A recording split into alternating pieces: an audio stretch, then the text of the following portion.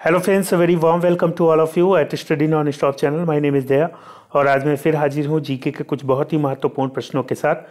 कुछ प्रश्न मैंने जियोग्राफी से लिए हैं और इनमें से कुछ प्रश्न मैंने हिस्ट्री से लिए हैं। तो ये सभी क्वेश्चंस पहले एग्जाम्स में आ चुके हैं, तो बहुत ही महत्वपूर्ण हो सकते हैं आपके आने वाले एग्जाम्स के लिए।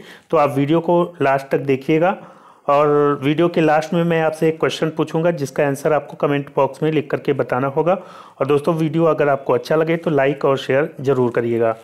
तो आइए शुरू करते हैं। तो दोस्तों, पहला क्वेश्चन लेते हैं। यहाँ पे पहला क्वेश्चन है, देश का पहला कृषि विश्वविद्यालय कहाँ है? तो देश का पहला कृषि विश्वविद्यालय उत्तर प्रदेश कृषि विश्वविद्यालय UPAU, जिसका उद्घाटन 17 नवंबर 1960 में भारत के प्रथम प्रधानमंत्री जवाहरलाल नेहरू ने किया था, पंतनगर में, जो कि अब उत्तराखंड में है। और अब इसका नाम भी चेंज हो गया है, तो अब इसका नाम है गोविंद बल्लभ पंत कृषि एवं प्रौद्योगिकी विश्वविद्यालय। तो इसका राइट आंसर होगा ऑप्शन डी, GBPAU पंतनगर। अब अगला क्वेश्चन लेते हैं। अगला क्वेश्चन है, कंचन एक उन्नत किस्म है। तो कंचन किसका एक उन्नत किस्म है, ये बताना है यहाँ पे। तो इसका राइट आंसर है ऑप्शन ए, आंवला का। तो ए ऑप्शन इसका सही होगा। आंवला, जिसे इंडियन ग्रॉसबेरी के नाम से जाना जाता है, ये औषधीय गुणों से युक्त होते हैं। इनमें विटामिन सी की मात्रा काफ़ी पाई जाती है और कंचन, कृष्णा, बनारसी आदि इसकी उन्नत किस्में हैं। अब अगला क्वेश्चन लेते हैं। अगला क्वेश्चन है, निम्नलिखित में से कौन सा खनिज केरल में बहुतायत से मिलता है? तो इसका राइट आंसर होगा ऑप्शन ए, मोनाजाइट। दोस्तों, केरल में कई भागों में मूल्यवान खनिज पाए जाते हैं, लेकिन कोल्लम जिले के समुद्र तटीय बालू वाले क्षेत्र में मोनोजाइट, इल्मेनाइट, रूटाइल, जिरकॉन, सिल्मेनाइट आदि खनिज बहुतायत मात्रा में पाए जाते हैं।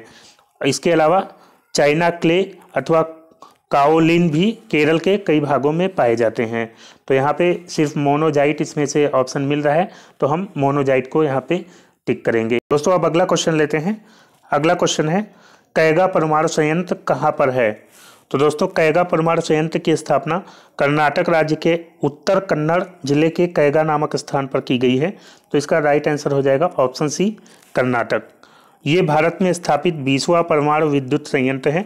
अगर हम बात करें पहले परमाणु संयंत्र की, तो पहला न्यूक्लियर स्टेशन तारापुर, महाराष्ट्र में 1969 में चालू हो गया था।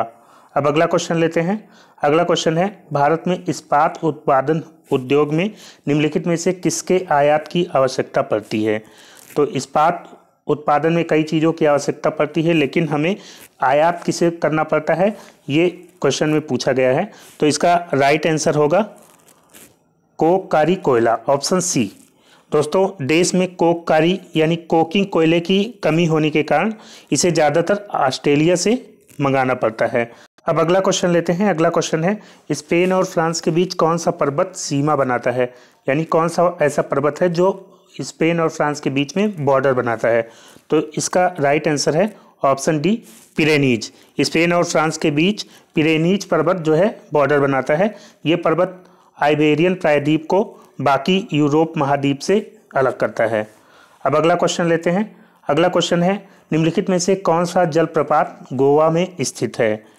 तो इसका राइट आंसर होगा ऑप्शन सी, दूध सागर प्रपात।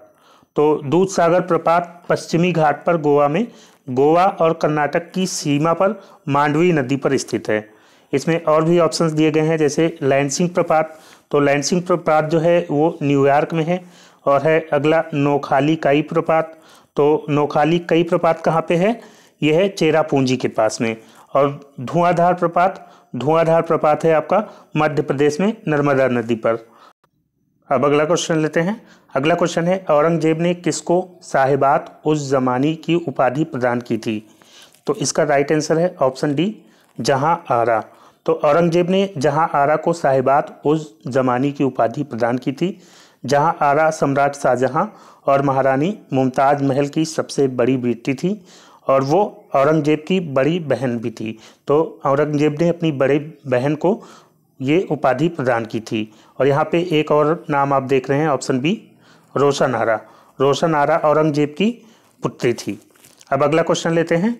अगला क्वेश्चन है मुगल शासन में तांबे का सिक्का कहलाता था। तो तांबे का सिक्का मुगल शासन में क्या कहलाता था? तो इसका राइट आंसर है ऑप्शन ए दाम। तो मुगल शासन में जहाँ सिक्कों की ढलाई होती थी उसको कहते थे टकसाल, और टकसाल के अधिकारी को दरोगा कहा जाता था। और टकसाल में चांदी, सोने और तांबे के सिक्के ढाले जाते थे। चांदी के सिक्के को रुपया कहते थे और दाम अकबर द्वारा चलाया गया तांबे का सिक्का था जो रुपए के 40वें भाग के बराबर होता था। अब अगला क्वेश्चन लेते हैं। अगला क्वेश्चन है किशनगढ़ी शैली किस कला के लिए प्रसिद्ध है?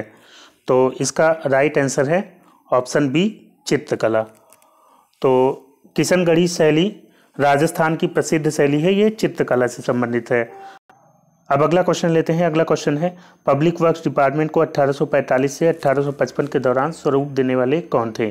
तो इसका राइट आंसर है ऑप्शन बी लॉर्ड डलहौजी। तो डलहौजी से पहले सार्वजनिक निर्माण का कार्य एक सैनिक बोर्ड पर हुआ करता था।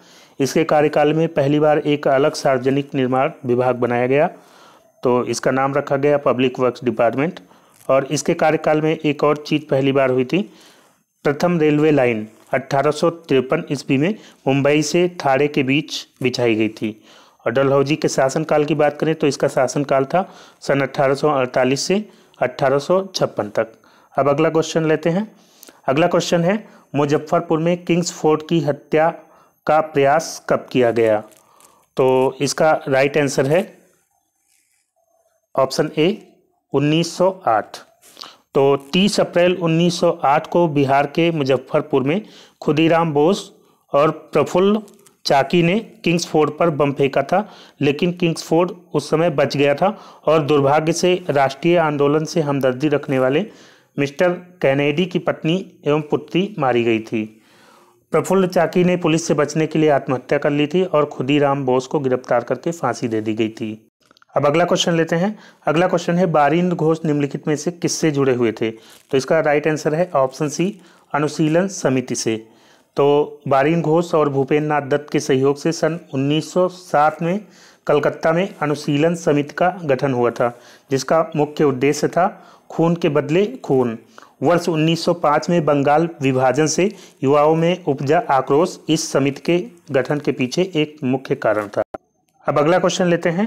अगला क्वेश्चन है निम्नलिखित में से किसने स्वदेशी आंदोलन का नेतृत्व दिल्ली में किया था?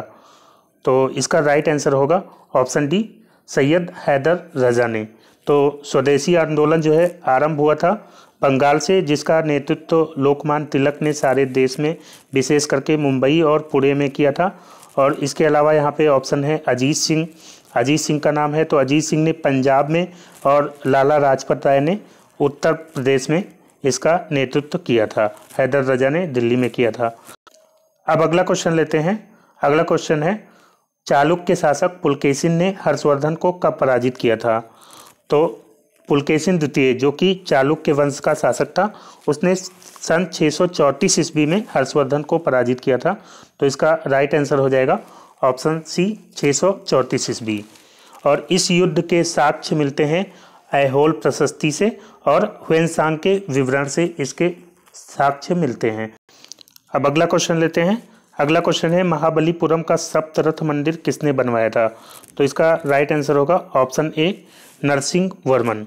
तो महाबलीपुरम का सप्तरथ मंदिर पल्लव शासक नरसिंह वर्मन प्रथम, जिसका शासनकाल था 630 से 668, इसके द्वारा बनवाया गया था। ये मामल्ल शैली में बना है और इस मंदिर के दो भाग हैं, एक है मंडप और दूसरा एकात्मक मंदिर जिसे रथ कहा जाता है। इन रथों को सप्त पगोड़ा भी कहा जाता है, तो ये भी आप याद रखिएगा।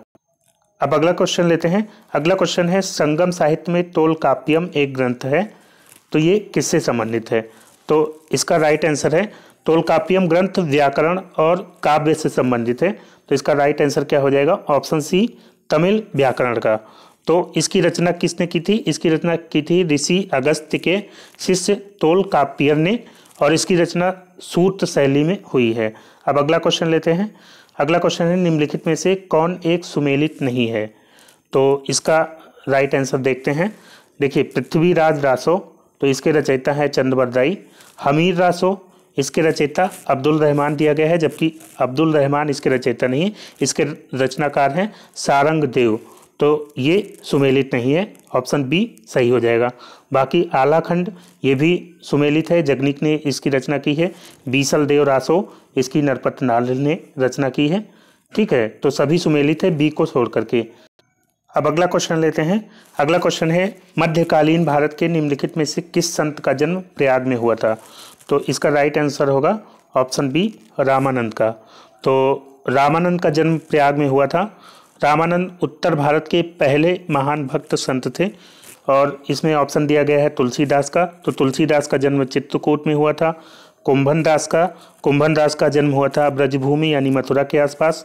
और रैदास की बात करें तो इनका जन्म हुआ था वाराणसी में। अब अगला क्वेश्चन लेते हैं। अगला क्वेश्चन है किस डच पर्यटक ने जहांगीर के शासनकाल का मूल्यवान विवरण दिया है? तो इसका राइट आंसर है ऑप्शन बी फ्रांसिस्को पेलसर्ट। तो फ्रांसिस्को पेलसर्ट डच पर्यटक था जो जहांगीर के शासनकाल में भारत आया था। उसने अपनी पुस्तक रिमांस्ट्री में जहांगीर के समय का अद्भुत विवरण दिया है। और यहाँ पे ऑप्शन है पीटर मुंडी। तो पीटर मुंडी इटली का यात्री था जो शाहजहां के समय में आया था। निकोलो मनोची भी इटली का यात्री था जो उत्तराधिकार युद्ध के समय भारत आया था। और है विलियम हॉकिंस। तो हॉकिंस जहांगीर के समय में आया था ब्रिटिश राजा जेम्स प्रथम के राजदूत के रूप में। अब बात करते हैं आज के प्रश्न की। तो आज का प्रश्न है शाहजहांनामा के लेखक कौन है? तो 4 ऑप्शंस दिए गए हैं जिसमें से राइट आंसर आपको कमेंट करके बताना होगा। तो आप सभी लोग कमेंट जरूर करिएगा। और इससे पहले वाले वीडियो में मैंने आपसे क्वेश्चन पूछा था कि गुलामगिरी पुस्तक के लेखक कौन है? तो इसका राइट आंसर था ज्योतिबा फुले। तो डी ऑप्शन सही था। ज़्यादातर दोस्तों ने सही आंसर दिया था और उम्मीद करता हूँ आप लोग आज भी सही आंसर देंगे। तो आप लोग आंसर ज़रूर दीजिएगा कमेंट में। तो वीडियो को अब मैं यहीं पे समाप्त करता हूँ। वीडियो आपको कैसा लगा आप कमेंट करके ज़रूर बताइएगा। अगर वीडियो आपको अच्छा लगा हो तो लाइक और शेयर करिएगा। और जिन दोस्तों ने अभी तक चैनल को सब्सक्राइब नहीं किया है सब्सक्राइब करके नोटिफिकेशन बेल जरूर ऑन कर लीजिएगा, क्योंकि मैं डेली शाम को 8 बजे इसी तरह के जीके के वीडियोस अपलोड करता हूँ। आप नोटिफिकेशन बेल ऑन रखेंगे तो जैसे ही वीडियो अपलोड होगा नोटिफिकेशन आपको तुरंत मिल जाएगा। तो मिलते हैं नेक्स्ट वीडियो में, तब तक के लिए goodbye and take care.